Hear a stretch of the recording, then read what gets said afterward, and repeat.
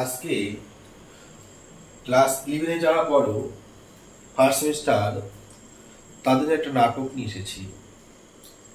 এর আগে দুটি নাটক আমি ভিডিওতে আপলোড করে দিয়েছি, তোমরা ইতিমধ্যে পেয়ে গেছো। কয়েকদিন অসুস্থ থাকার জন্য কোনো ভিডিও আপলোড করতে পারিনি, তার জন্য দুঃখিত। কিন্তু আজকে নাটক পড়তে হলে নাট্যকার হতে হয়, কিন্তু আজকে সেই মুভমেন্টে না থাকা সত্ত্বেও সামনে যেহেতু পরীক্ষা তোমাদের চলে এসেছে, তাই তোমাদের কথা মাথায় রেখে আজকে 18 থেকে 20 মিনিটের মধ্যে অ্যাজ ইউ লাইক ইট এই নাটকটি শেষ করব। মনে রাখবে শিক্ষার্থী বন্ধুরা, যারা এই নাটকটি দেখবে, নাটকের ভিডিওটি দেখবে, তার এই নাটক থেকে যত ধরনের প্রশ্ন আসবে সব প্রশ্নের উত্তর কিন্তু তোমরা দিতে পারবে এই ভিডিওটির মধ্য দিয়ে। আমি ব্ল্যাকবোর্ডে যে লেখাগুলি রেখেছি সেই লেখাগুলি কিন্তু প্রতিটি প্রশ্ন এবং প্রতিটি প্রশ্নের উত্তর রয়েছে। এবার যদি লেখাটি অনেক সময় বুঝতে অসুবিধা হয়, আমি যে সাউন্ডটা দিচ্ছি সেই সাউন্ডটা শুনে তোমরা একটু ক্লিয়ার করার চেষ্টা করে নেবে। দেখো, আমরা যে নাটকটি পড়ছি সেই নাটকটি কিন্তু উইলিয়াম শেক্সপিয়ারের। আমরা জানি সবচেয়ে বড় যে নাট্যকার যাকে আমরা বলবো, যে যার নাটকগুলি সব থেকে বেশি খ্যাতি অর্জন করেছিল, তাদের মধ্যে শেক্সপিয়ার ছিল কিন্তু অন্যতম। সেই শেক্সপিয়ারের নাটকগুলি আমরা ইতিমধ্যে দুটি পড়েছি। শেক্সপিয়ার বিষয়ে আমি ম্যাকবেথ নাটকটির মধ্যে আলোচনা করেছি, আলোকপাত করেছি। তোমরা সেখান থেকে প্রতিটি জিনিস শেক্সপিয়ার বিষয়ে তথ্য সংগ্রহ করে নেবে, দেখবে তোমাদের কোনো অসুবিধা থাকবে না। শেক্সপিয়ার বিষয়ে কিন্তু প্রশ্ন তোমাদের হবে। তাহলে দেখো, আজকে যে নাটকটা পড়ছি সেই নাটকটির নাম অ্যাজ ইউ লাইক ইট। নাট্যকারকে উইলিয়াম শেক্সপিয়ার। তোমরা কিন্তু এখানে বানানটা ভালো করে দেখবে, পরীক্ষায় হয়তো উইলিয়াম শেক্সপিয়ার থাকবে, সে বানান ভুল দেওয়া থাকবে। উইলিয়াম শেক্সপিয়ার তোমাদের থাকবে, তোমাদের যে 3টি নাটক আছে সেই 3টি নাটকের মধ্যে একটি নাটকের নাম দেওয়া থাকবে উইলিয়াম শেক্সপিয়ার। মনে রাখবে সেই জায়গাটির মধ্যে তোমাদের সবথেকে সমস্যার কারণ দাঁড়াবে এই শেক্সপিয়ার বানানটা। এই শেক্সপিয়ার বানানটা তাই তোমাদের সবার মুখস্থ রাখা দরকার। মনে রাখবে উইলিয়াম শেক্সপিয়ার বানানটা যদি মুখস্থ রাখো 1টি নাম্বার পেয়ে যাবে। এবার চলে আসি, দেখো আজকে যে নাটক পড়বো সেই নাটক বিষয়ে কিছু তথ্য আমাদের অবশ্যই জানা দরকার সবার। কি আছে জানার? আগেগুলো আমরা পড়েছিলাম কি? আগেগুলো আমরা পড়ছিলাম ট্র্যাজেডি, আজকে পড়বো কমেডি। কি বলবো? কমেডি। এখানে কিন্তু দুঃখ থাকবে না, ঠিক আছে? এখানে দুঃখ বেশি নেই, এখানে মৃত্যুর কোনো ঘটনা নেই। এখানে কিন্তু মৃত্যুর মতো পরিস্থিতি হয়তো কেউ চেষ্টা করবে, কিন্তু মৃত্যু হবে না। এটা হচ্ছে কমেডি, অর্থাৎ হাসি থাকবে। রিটেন লেখা হয়েছে কবে? প্রবেবলি সম্ভবত সঠিক তারিখ পাওয়া যায়নি, একটা অনুমানিক একটা তারিখ দেওয়া হয়েছে। প্রবেবলি 1599, অর্থাৎ অ্যাজ ইউ লাইক নাটকটি লেখা হয়েছে 1599 খ্রিস্টাব্দে। প্রথম প্রকাশিত হয় এই নাটকটি, প্রথম প্রকাশিত হয়, ফার্স্ট পাবলিকেশন প্রকাশিত হয়, সালটা মনে রাখতে হবে। ফার্স্ট পাবলিকেশন 1623 খ্রিস্টাব্দে, এই তারিখটা মনে রাখতে হবে। কোথায় প্রকাশিত হয় সেটা মনে রাখতে হবে। In the First Folio. কোথায়? ইন দা ফার্স্ট ফোলিওতে এটা কিন্তু প্রথম প্রকাশিত হয়। এরপর দেখো কি বলছে,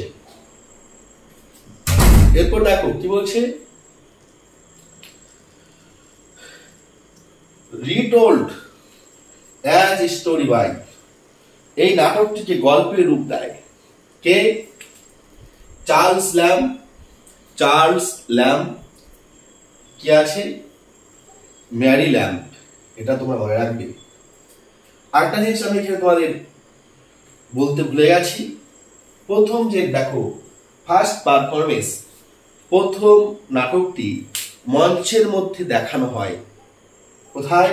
1603 খ্রিস্টাব্দে প্রথম নাটকটি দেখানো হয়, সেটা মঞ্চের মধ্যে দেখানো হয় 1603 খ্রিস্টাব্দে। কোথায় দেখানো হয়? Wilton house. জায়গাটা মনে রাখবে।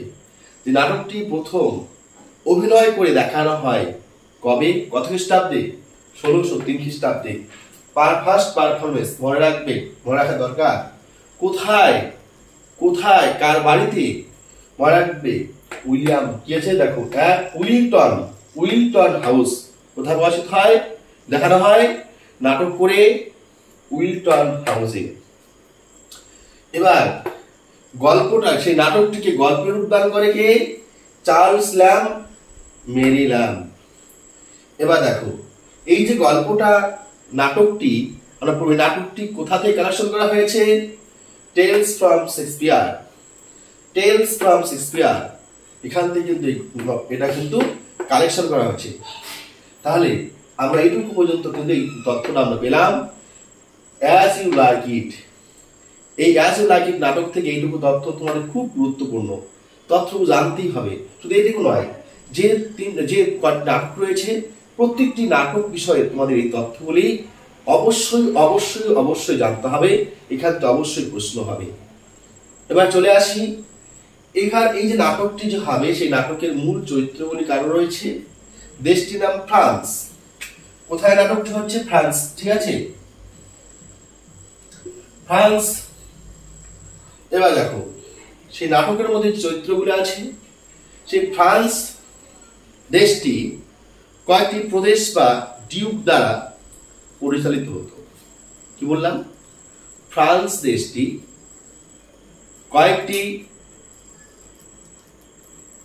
কয়েকটি ডিউক বা প্রদেশ দ্বারা, ডিউক বা রাজা দ্বারা বা সম্রাট দ্বারা পরিচালিত হতো।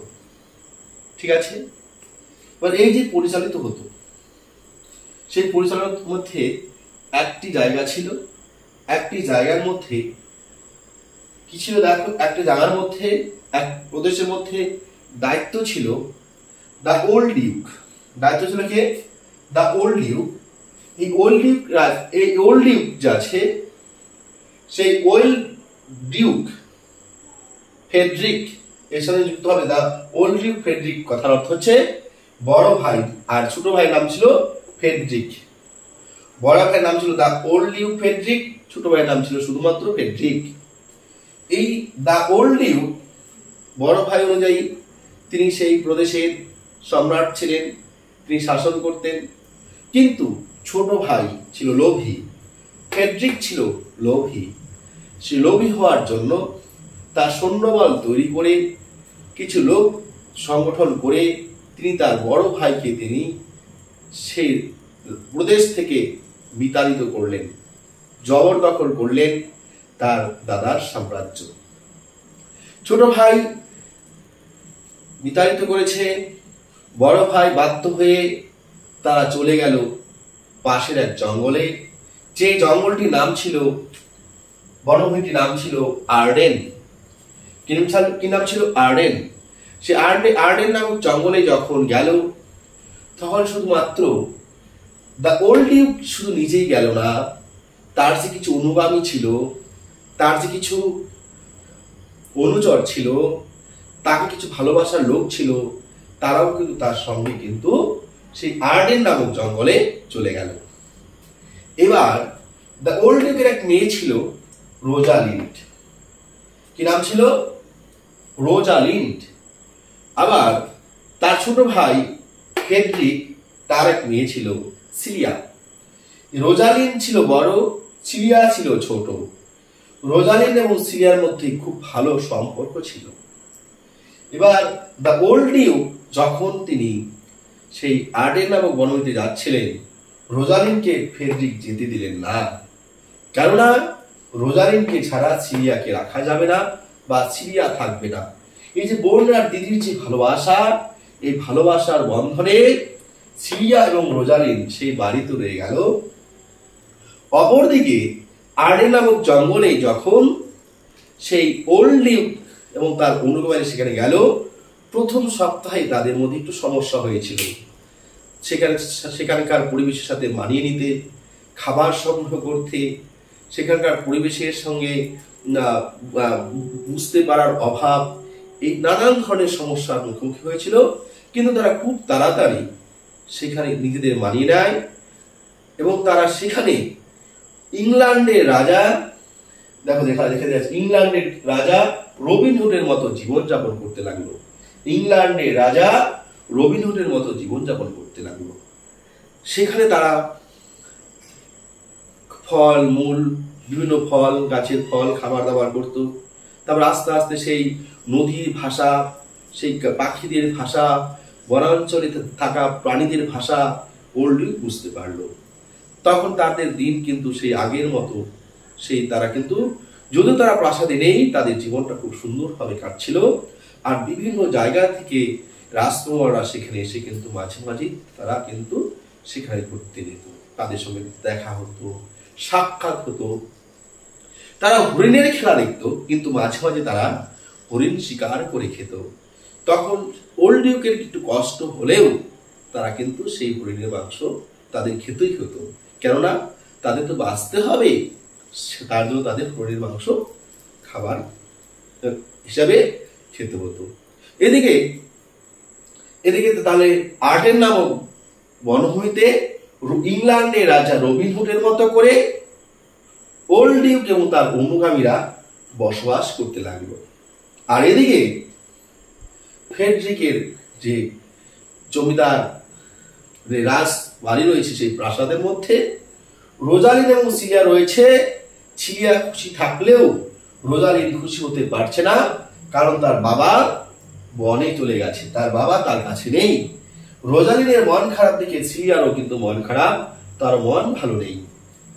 এরকম অবস্থায় সিলিয়া শুনতে পায় তাদের বাড়ির কোন এক দূতের কাছ থেকে তাদের বাড়ির যে উঠোন রয়েছে, সেই উঠোনে বা খেলার যে মাঠ রয়েছে, সেই খেলার মাঠে তা মল্লযুদ্ধ হবে। মল্লযুদ্ধ, যা ইংরেজিতে বলা হয় রেসলিং। কি বলা হয়? রেসলিং। এই দেখো, এটা মনে রাখবে, প্রশ্ন আসার চান্স রয়েছে। এই রেসলিং খেলার আয়োজনটা করেছিল, মূল আয়োজন করেছিল অলিভার। এটা মনে রাখবে, এই রেসলিং খেলার আয়োজন করেছিল অলিভার। অলিভার কেন আয়োজন করেছিল সেটা তোমাদের আগে আমি বলে নিচ্ছি। কারণ অলিভার ছিল দ্য ওল্ড ডিউকের বন্ধু স্যার রোল্যান্ড ডি বয়েস। দ্য ওল্ড ডিউকের বন্ধু ছিল স্যার রোল্যান্ড ডি বয়েস। স্যার রোল্যান্ড ডি বয়েসের দুই ছেলে ছিল, এক ছেলের নাম ছিল অলিভার, এক ছেলের নাম ছিল কি অরল্যান্ডো।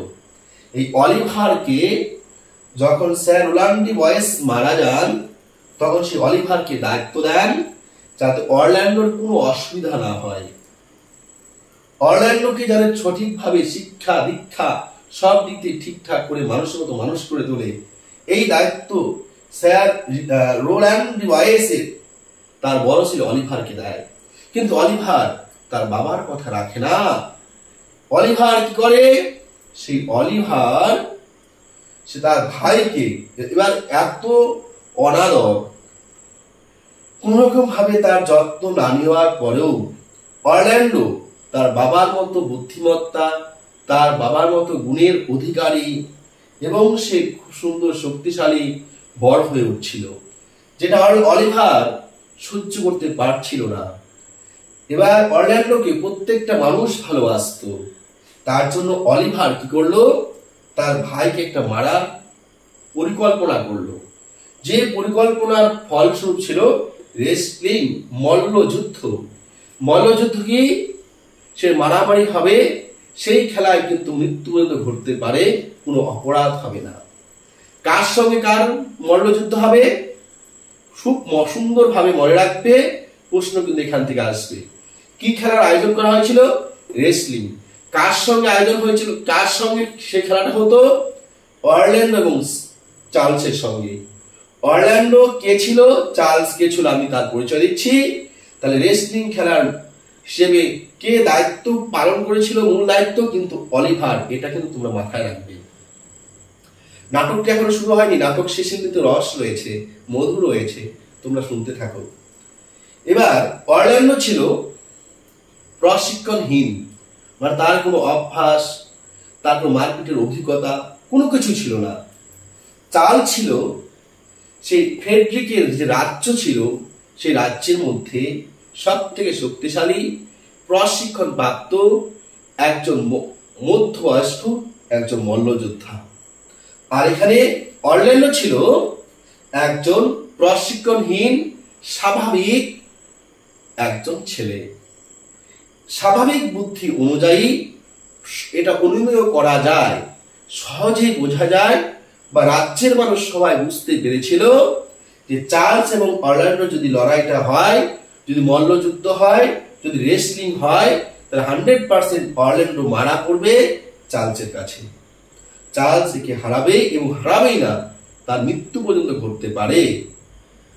এবার যাই হোক, এই সংবাদটা কিন্তু সিরিয়াকে দিয়েছিল তাদের বাড়ির এক দূত। আগেকার দিনে সে রেসলিং খেলা দেখার জন্য রাজকুমারীরাও কিন্তু আসতো। এটা মনে রাখবে যে মল্লযুদ্ধ খেলা দেখার জন্য কারা কারা উপস্থিত হতে পারত, রাজকুমারীরাও কিন্তু আসতে পারত।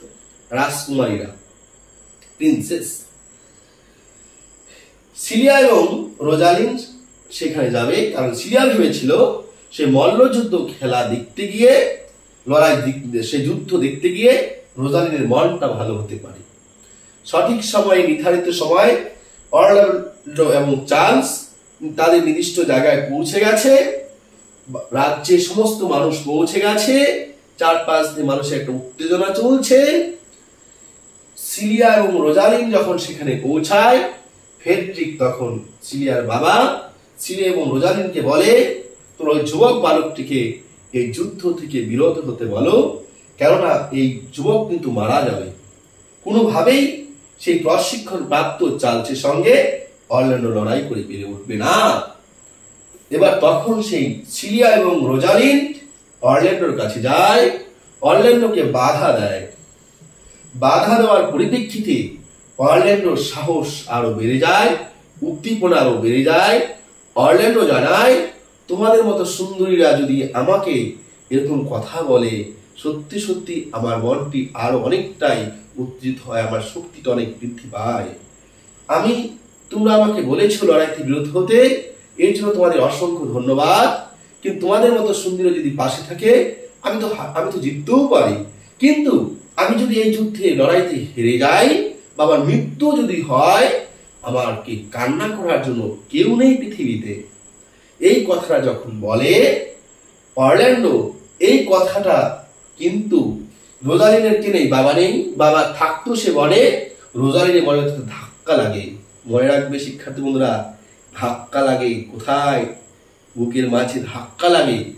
যুবক দেখতে কিন্তু খুব সুন্দর, হ্যান্ডসাম, আর দিকে রোজালিন বিউটিফুল, হ্যান্ডসাম বিউটিফুল। এমনি হ্যান্ডসাম আর বিউটিফুল ছেলে মেয়ে যে এক জায়গায় হয়, তাদের আলাদা একটা সম্পর্ক তৈরি হয়। এই কথা বলার মধ্য দিয়ে রোজালিন সিলিয়া যখন বাধা দিল, অরল্যান্ডো কিন্তু লড়াই করার জন্য আরো অনেকটাই তৃপ্তি বোধ করলো যে আমি এবার লড়াই করবই।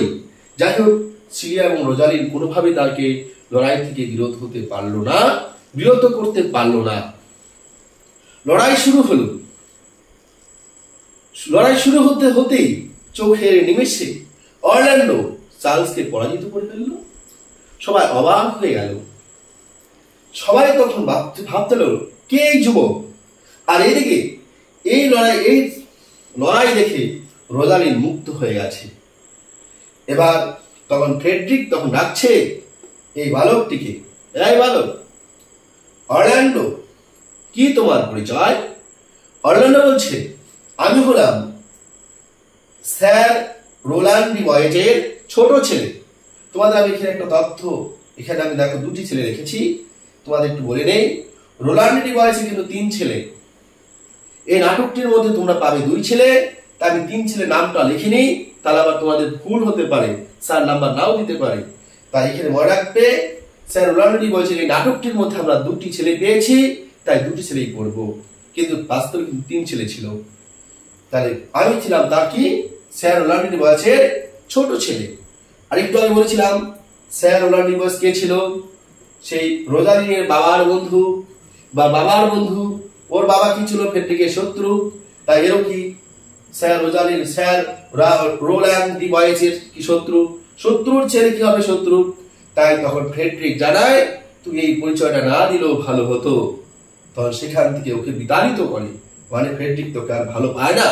প্রথমত তাকে লড়াই দেখে, তার লড়াই থেকে মুগ্ধ হলেও পরবর্তীকালে তার পরিচয় জানতে পেরে তার মনের মধ্যে কিন্তু এখানে হিংসে তৈরি হয়। অপরদিকে রোজালিন যখন জানতে পারলো অরল্যান্ডো তার বাবার ছেলে, তার বাবার বন্ধুর ছেলে, তখন কিন্তু সেই অরল্যান্ডোর সত্যি সত্যি প্রেমে পড়ে গেল। কি রোজালিন্ড, এই রোজালিন্ড অরল্যান্ডোর প্রেমে পড়ে গেল। সেই রোজালিন্ড গিয়ে অরল্যান্ডোকে সামনে গিয়ে সেই রোজালিন্ড তার গলার মধ্যে যে সোনার একটা নেকলেস ছিল, সেই সোনার একটা নেকলেস অরল্যান্ডোকে পরিয়ে দিল। ভেবে দেখো শিক্ষার্থী বন্ধুরা, যুবতী একটা মেয়ে, ওই প্রদেশের মধ্যে সবথেকে সুন্দরী মেয়ে, একটা যুবক ছেলে, হ্যান্ডসাম একটা ছেলেকে নিজের গলার মালা পরিয়ে দিচ্ছে। এমনি এমনি হতে পারে? ভেবে দেখো, অনুভব করো। রোজালিন্ড সেই মালাটা পরিয়ে দিল। পড়ানো মানে ধরে নাও আমি বুকিং করে নিলাম, আমি তোমার নাম লিখে দিলাম, আমি তোমার। এই রোজালিন্ড অরল্যান্ডোকে তার নিজের করে নিল সেই সোনার নেকলেস দিয়ে, এবং সে বলল, আমার যদি ক্ষমতা থাকতো এই উপহারের থেকেও তোমাকে আমি আরো কিছু দিতাম, কিন্তু আমার উপায় নেই। এই কথা বলার অর্থ অনেক রকম হতে পারে, যাই সেই অর্থটা আমরা যাচ্ছি না। তাহলে কিন্তু রোজালিন্ড কিন্তু সেই অরল্যান্ডোকে তার নিজের গলার কিন্তু গোল্ড নেকলেস সে কিন্তু উপহার দিল, পরিয়ে দিল। এটা মনে রাখবে। সেই যুদ্ধের শেষে এই খবর যখন এই অরল্যান্ডো যুদ্ধে জিতে গেছে, এই খবর যখন সেই অলিভার এই যে পায়, এই যেখানে অলিভার যখন পায়, তখন অলিভার খুশি হওয়ার পরিবর্তে রেগে যায়। অলিভার ভাবে, এত চেষ্টা করলাম ওকে হত্যা করার জন্য, ও নিজে সেটা না হয়ে অন্যকে পরাজিত করে চলে এলো। তখন সে অলিভার তার যে কাজের কিছু লোক রয়েছে, চাকর বাকর রয়েছে, তাদের সঙ্গে একটু পরামর্শ করে গোপন অবস্থায়, যে অরল্যান্ডোকে সেদিন রাত্রেই অরল্যান্ডো যে ঘরে ঘুমায় সেই ঘরটিকে আগুন দিয়ে পুড়িয়ে দেবে। সেই ঘর যদি আগুনে পুড়ে যায়, অরল্যান্ডো মারা যাবে। এই খবরটা সেই স্যার রোলান্ডি বয়েস থাকাকালীন তাদের বাড়িতে যে চাকর ছিল, যার নাম ছিল অ্যাডাম কিন্তু শুনতে পায়। অ্যাডাম আবার অরল্যান্ডোকে যথেষ্ট ভালোবাসতো। সেই যখন অরল্যান্ডো বাড়িতে যায়, তখন অ্যাডাম কিন্তু অরল্যান্ডোর পায়ে হাঁটু গেড়ে বসে। হে মালিক, তুমি কেন এত ভালো? হে ছোট মালিক, তুমি কেন এত ভালো? তোমার কেন এত শত্রু? এই কথা বলে সেই অ্যাডাম কান্না করে দেয়। তখন সেই অ্যাডাম বলে, সে অরল্যান্ডোকে হত্যা করার ঘটনা, আজকেই তোমাকে পালাতে হবে, এবং আমি তোমাকে একটা অনুরোধ করছি, আমাকে কিন্তু তোমার সঙ্গে নিয়ে যাবে। আর তোমার কাছে আমি জানি কোনো টাকা নেই, আমার কাছে 5 ক্রাউন টাকা রয়েছে। কত বলছে দেখো, 5, ভুল বললাম, 5 নয়, 500 ক্রাউন। 500 ক্রাউন, এটা কিন্তু পরীক্ষায় গত বছর ডাকমোর স্কুলে আসছিল। এটা মনে রাখবে। এই অ্যাডাম অরল্যান্ডোকে কত টাকা দিয়েছিল? 500 ক্রাউন, রুপি নয়, ক্রাউন। এটা মনে রাখবে। তাহলে অরল্যান্ডো তখন অ্যাডামের কথা বিশ্বাস করে সেই অ্যাডামের কাছ থেকে 500 ক্রাউন নিয়ে অরল্যান্ডো এবং অ্যাডাম কিন্তু বেরিয়ে পড়লো সেই আর্ডেন নামক জঙ্গলের উদ্দেশ্যে। এই আর্ডেন জঙ্গলে যাচ্ছে, কেননা পাশে কি বনভূমি রয়েছে? আর্ডেন। এদিকে রোজালিন্ড রয়েছে, সিলিয়া রয়েছে, এরা বড় হয়েছে, বীর উপযুক্ত হয়েছে। ফ্রেডরিক যেখানে যায় সেখানে শুধু রোজালিনের প্রশংসা শোনে, সবাই রোজালিনের কথা বলতে থাকে। তার বাবা ভালো ছিল, তার বাবা প্রতিটা গুণ পেয়েছে, রোজালিন অনেক ভালো, অনেক দেখতে সুন্দরী। এবার তার সিরিয়ার কথা কেউ বলে না। তখন সেই ফ্রেডরিক সিদ্ধান্ত নেয়, রোজালিনকে তিনি কি করবেন, তার বাবা যে বনে থাকে সেই বনে বিতাড়িত করবেন। রোজালিনকে তখন সেই বিতাড়িত করার সিদ্ধান্ত সিলিয়াকে জানিয়ে দেয়। সিলিয়া কিন্তু অনেক চেষ্টা করলো, যখন দেখে তার বাবার সিদ্ধান্ত বদল করতে পারবে না, তখন সিলিয়া এবং রোজালিন পরিকল্পনা করে যে সিলিয়া ও রোজালিনের সঙ্গে যাবে, এবং তারা সেই তাদের অর্থাৎ রোজালিনের বাবা যে আর্ডেন নামক জঙ্গলে যা আছে সেখানে চলে যাবে। এবার রোজালিন এবং সিলিয়া যে বনভূমিতে যাবে, সেখানে যাওয়ার পর তো তারা দুজন মেয়ে, কুমারী মেয়ে, তারা জমিদার বংশী, রাজবংশের তারা মেয়ে, তাদের কাছে যে ধন দৌলত রয়েছে, তারা দেখতে শুনতে সুন্দরী, তাদের অনেক দুর্ঘটনা, অনেক খারাপ ঘটনা তাদের সঙ্গে হয়ে যেতে পারে। তখন রোজালিন যা আছে, রোজালিন এবং সিলিয়া তারা ছদ্মবেশ ধারণ করে। রোজালিন রূপ নেয়, ছদ্মবেশ ধারণ করে কি একটা ছেলের, যার নাম গ্যানিমেড। মনে রাখবে, রোজালিনের ছদ্মনাম গ্যানিমেড, সিলিয়ার ছদ্মনাম অ্যালিনা। গ্যানিমেড এবং অ্যালিনা দুইজন ভাই বোন সেজে তারা যাত্রা শুরু করে। যাত্রা করতে করতে যখন সন্ধ্যা হয়ে আসে, তারা ভালো সরাইখানা পায় না, হোটেল পায় না, তারা পথ হারিয়ে ফেলে এবং তারা সেই বনের মধ্যে যখন প্রবেশ করে, তখন তাদের সঙ্গে সাক্ষাৎ হয় সার্ভেন্টস অর দ্য শেফার্ড, মানে মেষ পালক। একজন মেষ পালক আছে সেই বনভূমিতে। সেই মেষ পালকের যে চাকর সার্ভেন্ট রয়েছে, সেই সার্ভেন্ট যিনি ভেড়াগুলিকে সেই বনের মধ্যে চড়াচ্ছেন, সেই সার্ভেন্টের সঙ্গে দেখা হয়। তখন সেই সার্ভেন্টের সঙ্গে গ্যানিমেড এবং অ্যালিনার কথা হয়। সেই কথা অনুযায়ী তারা বলে, সেই সার্ভেন্ট বলে তারা তাদের কোনো সহায়তা করতে পারবে না, কিন্তু তার যে মালিক, তিনি ভেড়ার যে পাল, তিনি সে বেচে দেবেন। এবার যদি তারা সেই ভেড়ার পাল কিনে নেয় জায়গা জমি সহ, তাহলে তার সঙ্গে যেতে পারে। তখন সেই গ্যানিমেড এবং অ্যালিনা সেই মেষ পালকের যে চাকর ছিল, সেই চাকরের সঙ্গে সেখানে যায়। গিয়ে রোজালিন এবং অ্যালিনা দাম দর করে সেই মেষ পালক দলটা কিনে নেয়, মেষের অর্থাৎ ভেড়ার দলটা কিনে নেয় এবং সেখানে তারা ওইখানে থাকার অনুমতি দেয় সেই মালিককে এবং সেই চাকরকে। যতদিন না তার বাবাকে খুঁজে পাচ্ছে, ততদিন তারা সেখানে থাকতে পারবে। এইভাবে তারা সেই বনের মধ্য দিয়ে কিন্তু তারা জীবনযাপন করতে শুরু করে। আবার সেখানে সেই মেষ পালকের যে প্রাক্তন মালিক ছিল, সেই মালিকের একটা মেয়ে ছিল। সেই মেয়েটা প্রথম অবস্থাতে, এটা কিন্তু তোমরা বইয়ের মধ্যে নাও পেতে পারো, সেই মালিকের মেয়েটা এই গ্যানিমেডকে দেখে ভালো লেগে যায় এবং সে ভালোবেসে ফেলে। কাকে? গ্যানিমেডকে ভালোবেসে ফেলে। এবার দেখো, গ্যানিমেডকে ভালোবাসে কে? সেই মেষ পালকের যে মালিক ছিল তার মেয়ে। এদিকে এরা কিন্তু গ্যানিমেড এবং অ্যালিনা বনের মধ্যে প্রবেশ করলো। তাদের একটা কিন্তু বাসস্থান করার জন্য, থাকার জন্য একটা জায়গা কিন্তু নিরাপদ হলো। অপরদিকে দেখো, আরো দুজন ব্যক্তি বেরিয়েছিল, যারা ছিল কে? অরল্যান্ডো এবং অ্যাডাম।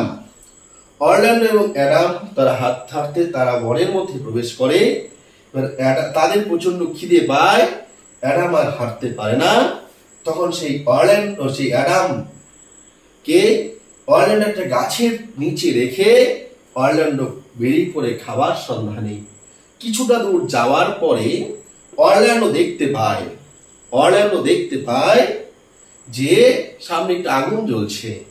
সে দূর থেকে গিয়ে দেখে, অর্থাৎ দূর থেকে দেখতে পায় কতজন মানুষ গোল করে বসে আছে, মাঝখানে খাবারের আয়োজন আছে। তখন সেই তার তরবারি বের করে সেই খাবারের মাঝখানে ঝাঁপিয়ে পড়ে এবং সে জোর গলায় বলে, তোমরা কেউ খাবার স্পর্শ করবে না, এই খাবার আমার প্রয়োজন। ওল্ড ডিউক, তিনি কিন্তু শান্ত স্বভাবের মানুষ ছিলেন। এই যুবক, কি হয়েছে তোমার? তোমার এরকম কেন আচরণ করছো? কি প্রয়োজন তোমার? তখন বলছে, ওল্ড ডিউক বলছে যে আমি ক্ষুধার্ত, আমার খাবার চাই, তাই আমি ভাবছি এরকম আচরণ না করলে আমি হয়তো খাবার পাবো না। বলছি ঠিক আছে, তুমি ক্ষুধার্ত, তুমি খাবার পাবে। এবার তখন অরল্যান্ডো বলছে, আমাকে খাবার দিল, আমি খাবার গ্রহণ করতে পারবো না। আমার সঙ্গে আমাদের বাড়ির পুরনো চাকর রয়েছে অ্যাডাম, তাকে ছাড়া আমি খাবার খেতে পারবো না। তখন সেই দা ওল্ড ডিউক বলছে, ঠিক আছে, তাহলে তুমি অ্যাডামকে নিয়ে আসো। তখন সেই অরল্যান্ডো অ্যাডামকে নিয়ে আসে। তারা সমাপ্ত করে এবং খাবার সমাপ্ত করার পর, খাওয়া দাওয়ার পরে দা ওল্ড ডিউক জানতে চায় যে অরল্যান্ডো তোমার পরিচয় কি, যে যুবক তোমার পরিচয় কি? তখন সেই অরল্যান্ডো বলে আমার নাম অরল্যান্ডো, আমি হলাম স্যার রোল্যান্ডি বয়েজের ছেলে। তখন ওল্ড ডিক বলে তার মানে তুমি আমার বন্ধুর ছেলে, তাহলে অসুবিধা কোথায়, তুমি এখানেই থেকে যাও। এবার অরল্যান্ডোর আর অ্যাডামের সেই কিন্তু দ্য ওল্ড ডিকের বাসস্থানে তাদের কিন্তু তারা যেখানে থাকে সেখানে থাকার জায়গা কিন্তু নিরাপদ হলো, নিশ্চিত হলো। গ্যানিমেড এবং অ্যালিনার থাকার জায়গা নিশ্চিত হলো। এবার গ্যানিমেড খুঁজে বেড়াচ্ছে তার বাবাকে ছদ্মবেশ ধারণ করে, আর অরল্যান্ডো পরের দিন থেকে যখন সেই বনের মধ্যে ঘুরছে একা একা, তখন তার মনে পড়ে যাচ্ছে যে তার গলায় যে মালাটি পড়েছিল রোজালিন্ড, সেই মালা দেখছে আর তার কথা মনে পড়ছে। তখন সেই গাছে গাছে রোজালিন্ড নাম লিখছে, গাছটাকে ভালো চেরাই করে মনে করেন সেই গাছের ছাল বা বাকল পরিষ্কার করে সেই তরবারি দিয়ে রোজালিনের নাম লিখছে, মাঝে মাঝে আবার প্রেমের ছড়াও লিখছে, সমস্ত কিছু রোজালিনকে নিয়ে। এবার রোজালিন সব যেখানে যাচ্ছে সেখানেই লিখছে মনের ভাষা। দেখবে তোমাদের মধ্যে অনেকেই হাতে নাম লিখো, শিক্ষার্থী বন্ধু এটা করো না। ব্রেঞ্চে নাম লিখো, কোনো দেখো না। পড়ার টেবিলে নাম লেখো না, বিপদ অপেক্ষা করছে। মনে রাখবে যে মানুষটার নাম তোমার হাতে লিখছো, সেই মানুষটা যদি তোমাকে ফাঁকি দিয়ে চলে যায়, তুই পরবর্তীকালে যার ঘরে তুমি বউ হয়ে যাবে, সেই যখন দেখতে পাবে তোমার হাতে তোমার নামের সাথে প্লাস দিয়ে কারো নাম রয়েছে, তখন সে তোমার কি ভাববে? তোমার সম্মান ঠিকঠাক থাকবে তো? তাই শিক্ষার্থী এই কথাটা বলা ঠিক নয়, কিন্তু এই বয়সে এটা হয়ে থাকে। তাই আমি বলছি তোমরা কিন্তু এটা করো না। কেউ তোমাদের হাতে কারো নাম লিখো না।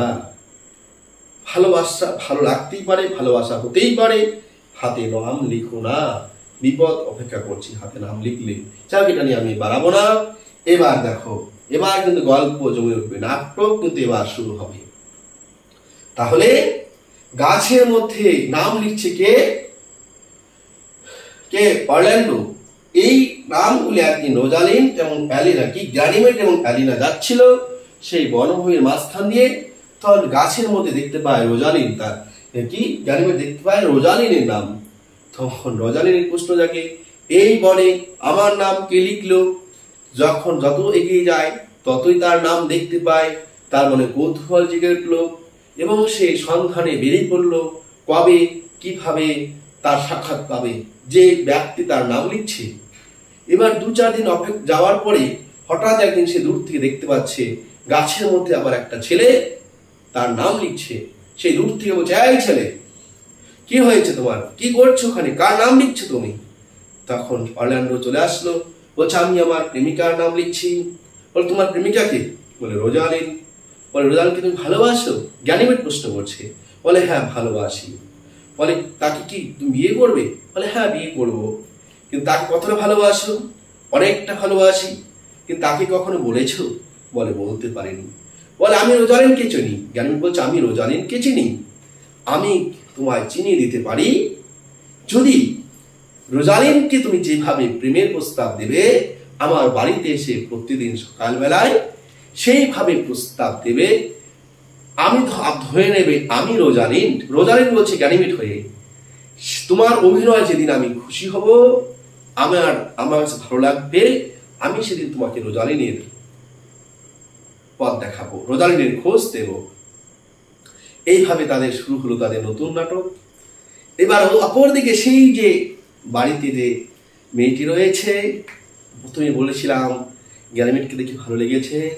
সন্ধ্যাবেলা যখন রোজালিন এখানে আছে, আস্তে আস্তে বলছে, কি বল, আমার না একটু কথা ছিল। কি কথা? একটু কথা ছিল। কি কথা? একটু কথা ছিল। কি কথা বলো? আমার না লজ্জা লাগে। লজ্জা লাগে?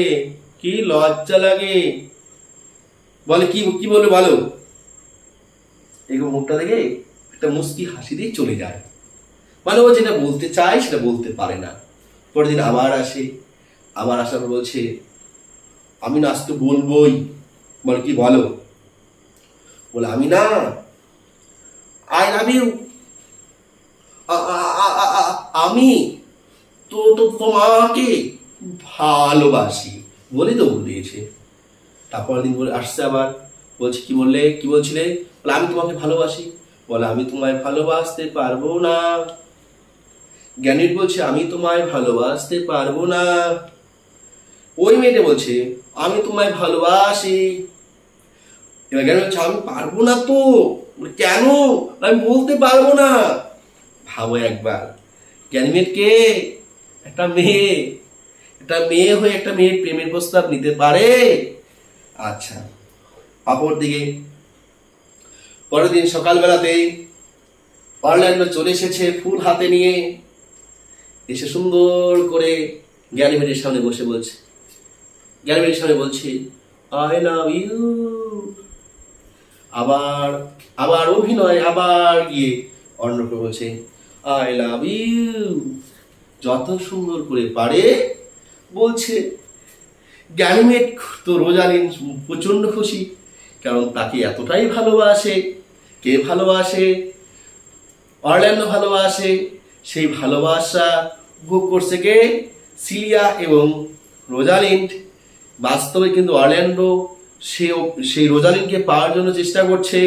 রোজালিন কাছে আছে, গ্যানিমেট সেজে সে বোকা বানাচ্ছে, কিন্তু গ্যানিমেট কিন্তু সেই আনন্দ ভোগ করছে। আর দূর থেকে ওই মেয়েটা ভাবছে সি সি সি, একটা ছেলে আরেকটা ছেলেকে প্রেমের প্রস্তাব দিচ্ছে। একটা ছেলে আরেকটা ছেলেকে প্রেমের প্রস্তাব দিচ্ছে। সি সি সি সি সি সি সি সি। প্রতিদিন যখন সেই ছেলেটা সেই অরল্যান্ডো যখন অভিনয় করে চলে যায়, তখন কিন্তু ওই মেয়েটা এসে বলে আমি না সত্যি তোমাকে ভালোবাসি। বলে আমি তোমাকে ভালোবাসতে পারবো না। বলে কেন পারবে না? বললাম তো পারবো না। বলে কেন? বললাম তো পারবো না। রোজালিন্ড গ্যানিমেট একটু উচ্চ কণ্ঠে কথা বলে, মেয়েটা আস্তে করে বলে। মেয়েটা বলে আমি তোমাকেই বিয়ে করবো। বললাম তো আমি ভালোবাসতে পারবো না। কি বলছে? গ্যানিমেট বলছে। যাই হোক, দেখো নাটকের মধ্যে একটু হওয়া উচিত, সমস্তটাই একটু তো আমাদের একটু চেঞ্জ করতেই হয়। এরকম ভাবে কিন্তু চলে গেল, কিন্তু মূল কাহিনীটা আমরা কিন্তু একই রাখছি।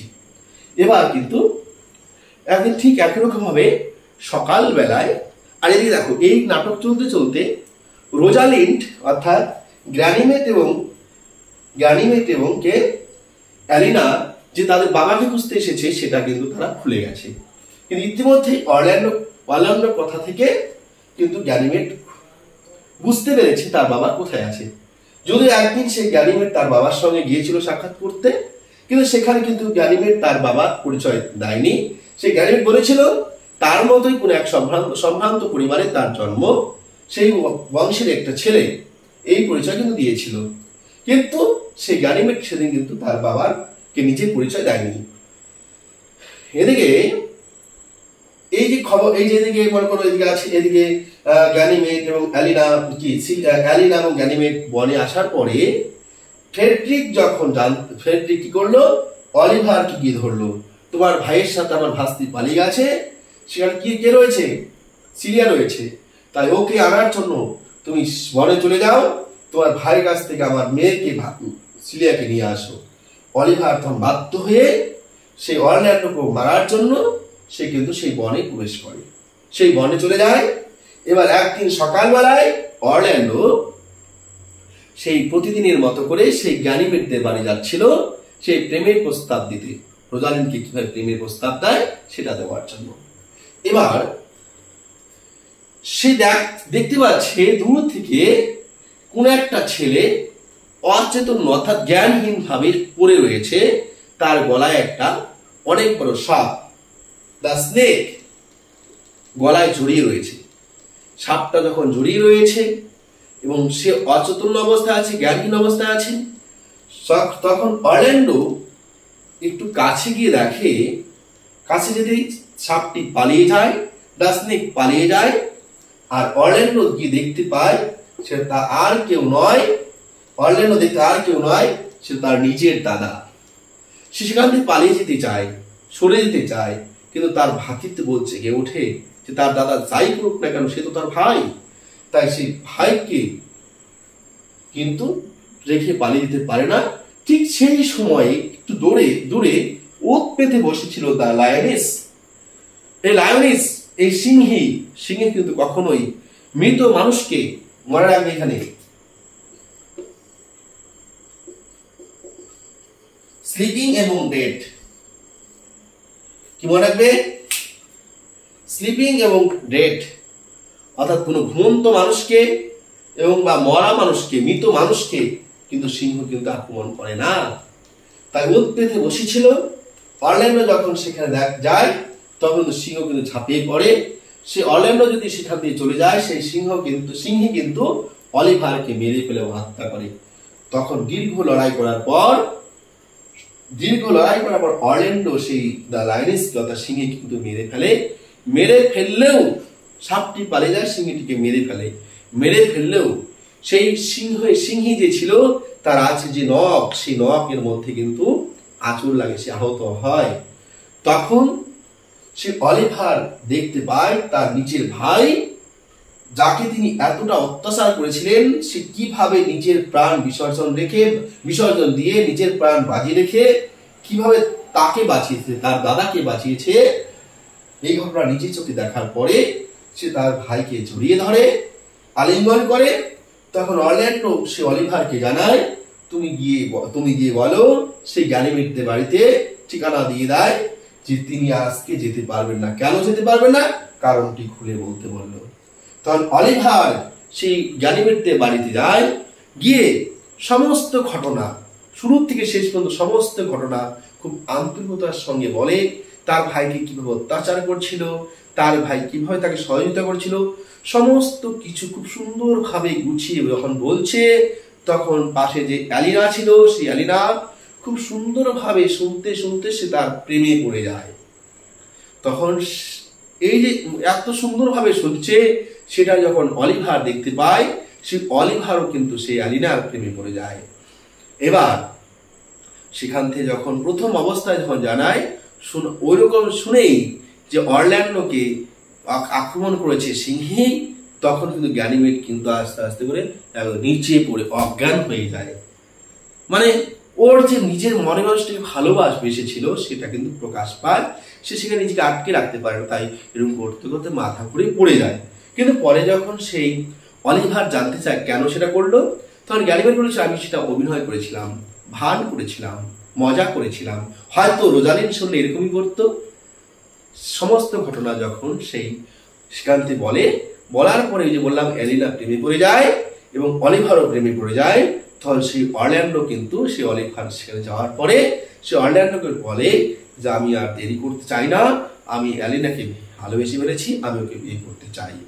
পরের দিন সকালবেলায় অরল্যান্ডো সেখানে কিন্তু হাজির হয় গ্যানিমেডদের বাড়িতে বিয়ের প্রস্তাব নিয়ে। তখন কিন্তু যাই হোক গ্যানিমেড প্রস্তাব দেয়, ঠিক আছে বিয়ে হবে। তখন কিন্তু সেই অরল্যান্ডো সেই রোজালিনের কথা বলে যদি তুমি সত্যি রোজালিনকে ভালোবাসো, যদি বিয়ে করতে চাও, তাহলে হয়তো কালকে রোজালিন এখানে আসতেও পারে, কিন্তু তোমাকে একটু কাজ করতে হবে। এখানে বরযাত্রী হিসেবে অর্থাৎ তোমাকে আসতে হবে, সেই রাজা ডিউককে, ওল্ড ডিউক যা আছে সেই ওল্ড ডিউককে এখানে আনতে হবে, এবং তোমার ওখানে ছেলে পক্ষ থেকে যারা যারা আছে সবাইকে আসতে হবে। যাই হোক সবাই সেটা যদি তুমি ওল্ড ডিউককে নিয়ে আসতে পারো তাহলে রোজালিনকে নিয়ে আসা যাবে, এই কথা কিন্তু গ্যানিমেড দেয়। যাই হোক এদিকে পরের দিন সকালবেলায় সেই পাত্র সেজে অলিভার হাজির হয়। অলিভার সঙ্গে চলে আসে সেই অলিভার, অরল্যান্ডো, চলে আসে সেই অ্যাডাম, চলে আসে সেই ওল্ড ডিউক, চলে আসে তার সমস্ত অনুচারীরা, যে অনুচারী ছিল যারা সেটা ওল্ড ডিউকের সঙ্গে ছিল, তারা সবাই চলে আসে। আসার পর সেখানে সেই বিয়ের ব্যাপারে কথাবার্তা হতে থাকে। তখন সেখানে ডিউককে জিজ্ঞেস করা হয় যেখানে কি রোজালিন আসবে, সেই কথা কিন্তু অরল্যান্ডো বলেছিল কাকে, সেই ডিউককে। তখন গ্যানিমেডকে প্রশ্ন করা হয়। তখন সেই ওল্ড ডিউককে প্রশ্ন করে গ্যানিমেড যে আপনি কি আপনার মেয়ে রোজালিনকে গ্যানিমেডের সঙ্গে বিবাহ দিতে অর্ল্যান্ডোর সঙ্গে বিয়ে দিতে রাজি আছেন। যদি রাজি থাকেন তাহলে রোজালিন হয়তো আসবে। তখন কিন্তু সেই ওল্ড ডিউক সেই সম্মতি জ্ঞাপন করে। তখন সেখান থেকে অ্যালেনা এবং গ্যানিমেড ঘরের মধ্যে প্রবেশ করে। সেখান থেকে তারা কিন্তু নিজের বেশ, এই যে এত সুন্দর একটা নাটক যখন চলছে, রোজালিন কোথা থেকে আসবে, কিভাবে আসবে, ঠিক সেই মুহূর্তে ভারত থেকে সেই অ্যালিনা সিলিয়া রূপ নিয়ে, সিলিয়া বেশ নিয়ে, এবং গ্যানিমেড সেই রোজালিনের রূপ বেশ নিয়ে সামনে হাজির হয় এবং সমস্ত ঘটনা সেখানে বিবরিত হয়, কি বিবরণ করা হয়।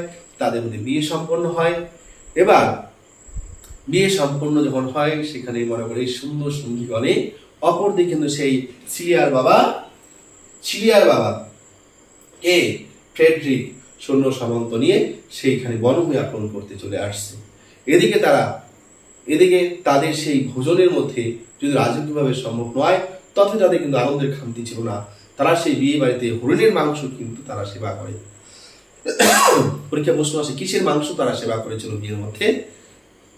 মানে হরিণের মাংস তারা কিন্তু সেখানে খেয়েছিল। এবার দেখো, এই যে হরিণের মাংস তখন তারা খাচ্ছিল, সেই সময় কিন্তু যখন সেই আডেনবাউ বনে প্রবেশ করে ফ্রেডরিক, তার সঙ্গে দেখা হয় এক হারমিটের সন্ন্যাসীর, এবং সেই সন্ন্যাসীকে পেয়ে তার সমস্ত জীবন জীবিকা ভুলে যায় এবং সে সিদ্ধান্ত নেয় তার পাপের প্রায়শ্চিত্ত করবেন, তার সমস্ত সম্পত্তি তার দাদা ওল্ড ডিউককে ফিরিয়ে দেবেন এবং তিনি বাকি জীবনটা সেই বনভূমিতে সেই হারমিটের সঙ্গে বা সেখানে তিনি কাটিয়ে দেবেন। এই বার্তা যখন সেখানে পৌঁছায় তখন দ্য ওল্ড ডিউক কিন্তু খুব খুশি হয় এবং আবার অলিভার কিন্তু বলে অরল্যান্ডোকে সবকিছু ফিরিয়ে দেবে এবং এইভাবে কিন্তু তারা সমস্ত কিছু ফিরে পায়। রাজা ওল্ড ডিউকের যারা অনুগামী ছিল তাদের কিন্তু পুরস্কার করার সুযোগ পায়। অর্থাৎ খুব সুন্দরভাবে এই নাটকটি এখানে সমাপ্তি ঘটে। যে নাটকটির এখানে কিন্তু একটা অন্যরকম ঘটনা ঘটার ইঙ্গিত ছিল। যখন নাকি ফ্রেডরিক আসছিল, হয়তো এখানে একটা হাতাহাতি বা মারামারি একটা ঘটনা ঘটতে পারত, কিন্তু উইলিয়াম শেক্সপিয়ার এত সুন্দরভাবে নাটকটি সমাপ্তি করেছেন যেন শেষটা খুব সুন্দরভাবে একটা শেষ করেছেন। সবাই সবার ভুল বুঝতে পেরে যার যার মতো করে নিজের পাশ্চাত্য করে সে নিজেদের মতো সবাই গুছিয়ে নিয়ে এই নাটকটি সমাপ্ত হলো। শিক্ষার্থী বন্ধুরা, শুরু থেকে শেষ পর্যন্ত পড়লে এই নাটকের মধ্যে কথার মধ্যে আমার অনেক প্রশ্ন লুকিয়ে ছিল, সেই প্রশ্নগুলো তোমরা কিন্তু পাবে। তাই প্রশ্নগুলি তোমরা কিন্তু ভালো করে উত্তর লিখবে। আশা রাখছি আমার কথার মধ্যে যতগুলি প্রশ্ন রেখেছি এর বাইরে কোনো প্রশ্ন তোমাদের পরীক্ষায় আসবে না। এই প্রশ্নগুলি কিন্তু তোমাদের পরীক্ষায় লিখতে হবে। আমার আগে এরকম ভিডিও যদি আর তোমরা পেতে চাও তোমরা অবশ্যই কমেন্টে জানাবে কোন গল্প থেকে, কোন নাটক থেকে, কোন কবিতা থেকে তোমরা এরকম ভাবে তোমরা ক্লাস পেতে চাও তোমরা অবশ্যই কমেন্টে জানাবে। শুরুতে শেষ পর্যন্ত যারা নাটকটি দেখেছো তাদের অনেক অসংখ্য ধন্যবাদ এবং যারা চ্যানেলে নতুন এসেছো তারা অবশ্যই চ্যানেলটি সাবস্ক্রাইব করে নেবে, পাশে থাকা বেল আইকনটি ক্লিক করে নেবে। সবাইকে শুভরাত্রি।